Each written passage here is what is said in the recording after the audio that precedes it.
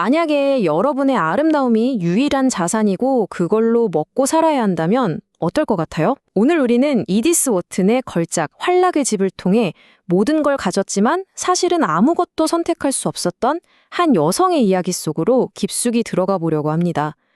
이 이야기가 100년도 더 지난 지금 우리에게 어떤 의미를 던져주는지 함께 파헤쳐 보시죠. 아름다움은 화폐와 같지만 유효기간이 있다. 이 한 문장 정말 소름 돋지 않나요? 이게 바로 우리 주인공 릴리 바트의 삶을 그냥 관통해버리는 아주 잔인한 현실입니다. 그녀가 가진 유일한 자산의 가치는 시간이 흐를수록 계속해서 떨어지고 있었던 거죠. 이야기는 바로 이 아슬아슬한 줄타기에서부터 시작됩니다. 그러니까 겉으로 보이는 그 모든 화려함이 있잖아요. 그게 사실은 그녀를 꽉 옥죄는 족쇄였다는 거죠. 이 문장 하나가 이 소설의 핵심을 그냥 꿰뚫어 버립니다. 마치 완벽하게 꾸며진 소셜미디어 피드 속에서 행복을 연기해야 하는 요즘 우리 모습처럼 릴리는 자신이 속한 그 문명의 가장 아름다운 희생양이었던 거예요. 자, 그럼 첫 번째 장에서는요. 뉴욕 사교계의 가장 빛나는 보석, 하지만 동시에 가장 위태로웠던 존재, 릴리 바트를 한번 만나보겠습니다.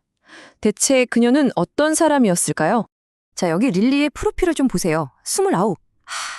당시 여성에게는 겨운 시장에서 거의 끝물 취급받는 아주 위험한 나이였죠. 무려 11년 동안이나 최고의 신랑감을 찾아 헤맸지만 그녀의 유일한 무기는 시간이 갈수록 힘을 잃는 아름다움, 그거 하나뿐이었습니다.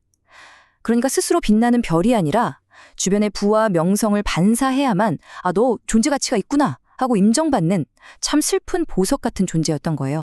이렇게 완벽해 보이는 그녀는 그 화려한 막 뒤에는 과연 어떤 진실이 숨어 있었을까요? 이제부터는 그녀를 평생 따라다닌 그 유령, 바로 초라함의 정체를 마주해 볼 시간입니다. 끔찍하게 가난하고 동시에 매우 비싼 여자. 와, 이보다 릴리를 더 정확하게 표현하는 말이 또 있을까요? 그녀의 삶은 말 그대로 빚으로 차곡차곡 쌓아올린 허상 같은 거였어요. 겉으로는 최고급 옷 입고 최고급 파티 다니고, 하지만 그 모든 게 사실은 그녀를 더 깊은 늪으로 빠뜨리고 있었던 거죠. 이 치명적인 모순이 그녀의 모든 선택을 좌우하게 됩니다. 300달러, 이게 그냥 돈이 아니에요. 하룻밤 카드게임으로 날린 돈인데 이게 어느 정도냐면요. 당시 노동자 몇 달치 월급이에요. 지금 돈으로 치면 1,000만 원이 그냥 훌쩍 넘는 어마어마한 돈이죠. 이건 단순한 빚이 아니라 그녀의 명예랑 미래를 담보로 한 그야말로 째깍거리는 시한폭탄이었던 겁니다.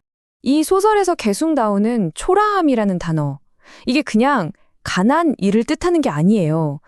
릴리한테는 이건 거의 존재가 사라지는 것과 같은 공포였어요. 상상해보세요. 더 이상 아름답지도 않고 아무도 나를 쳐다보지도 않고 품위 같은 건 다 버리고 지저분한 타협을 해야만 겨우 살아남을 수 있는 삶.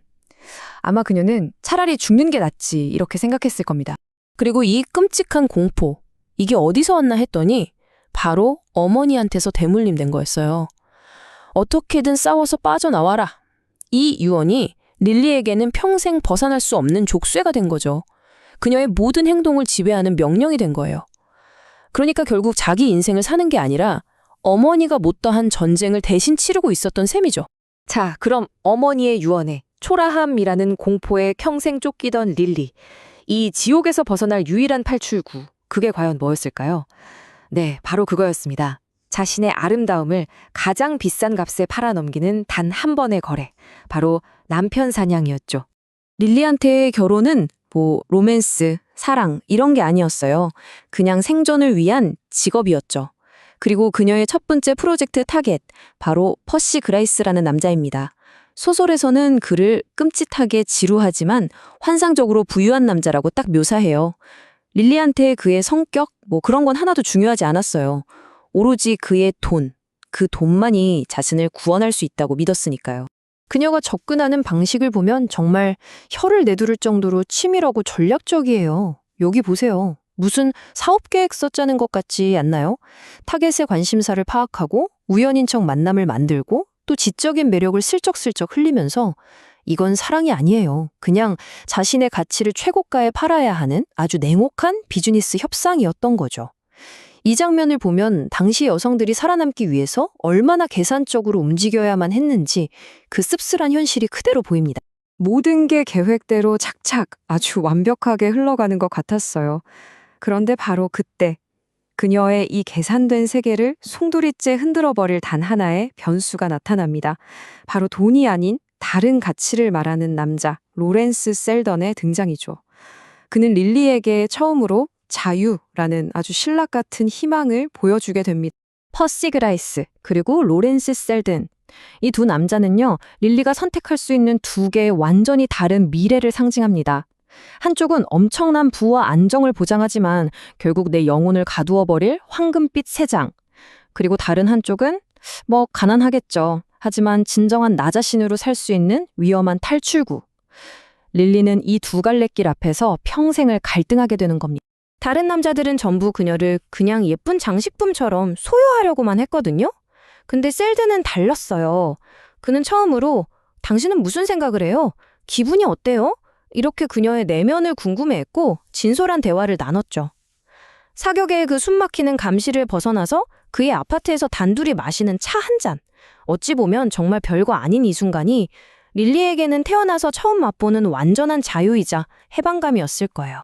그리고 마침내 모든 갈등이 폭발하게 될 운명의 무대, 바로 벨라몬트로 향합니다.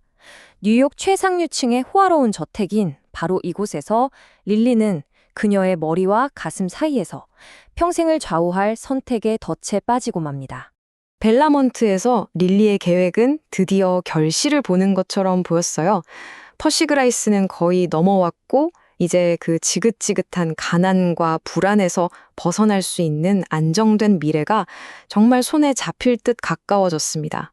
이제 딱 한 걸음만 더 내디디면 되는 상황이었죠. 바로 그 결정적인 순간에 로렌스 셀든이 예고도 없이 나타납니다. 그의 등장은 릴리가 그동안 애써 쌓아올렸던 모든 계획과 결심을 한순간에 무너뜨리는 거대한 파문과도 같았어요. 머리로는 안 돼라고 경고했지만 심장은 이미 다른 방향으로 뛰기 시작한 거죠. 그리고 셀드는 릴리의 가장 아픈 곳을 찌르는 질문을 던집니다. 충분히 부유하지 않다는 게 신경 쓰이지 않나요? 이게 그냥 돈에 대한 질문이 아니에요. 이건 그녀가 평생을 바쳐서 쫓아왔던 목표, 그녀 존재의 이유 자체를 뿌리부터 흔들어 버리는 정말 근본적인 질문이었습니다. 결국 이 소설은 우리에게 이 묵직한 질문을 남기는 것 같아요. 모든 것에 가격표가 붙는 세상에서 진정한 자유의 값은 과연 얼마일까요? 안정을 위해서 내 영혼을 팔 것인가? 아니면 좀 불안하고 불확실하더라도 나 자신으로 살아갈 것인가? 릴리바트의 비극은 물론 100년도 더 된 소설 속 이야기지만 어쩌면 오늘을 살아가는 우리 모두가 매일매일 마주하고 있는 선택의 또 다른 이름이 아닐까 그런 생각을 하게 됩니다.